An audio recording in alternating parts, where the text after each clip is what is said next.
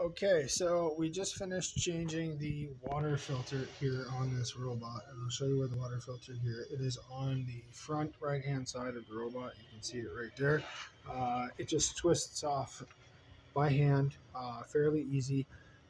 It does spew water when you take it out, so there's some things that you need to know.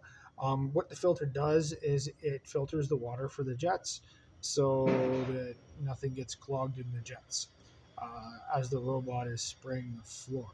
So what you want to watch for when you pull this filter off, number one, don't over crank it. It's just a hand tight thing, simple rubber gasket. If you over tighten it, you can wreck the gasket.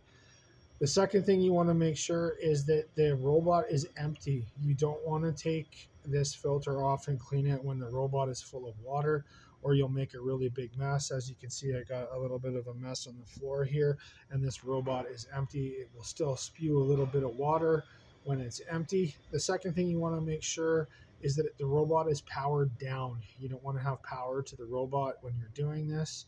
And the third thing you got to watch for is this sensor here. You don't want to get this trip sensor wet. You don't want to be flooding wires or the motor or anything like that when you're doing this filter.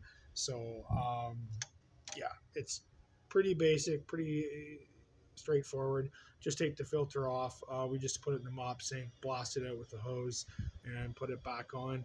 This isn't something that has to be done all the time. You'll see when the filter starts to get dirty, you'll see a little bit of dirt start to collect up in there, and that's just normal from the water. So yeah, that's how to change your water filter. I've been running this robot about 2 months before I've changed this filter. I don't know if that's what's supposed to be done, but that seems to be when I start to get a little bit of dirt in there that I notice. You'll barely notice the dirt, but yeah, after 2 months, you start to get a little bit of noticeable dirt in there. And yeah, just make sure the robot's empty, the power's off. You take care of your filters and your motor or your sensor and your motor, and make sure that you don't over tighten the filter.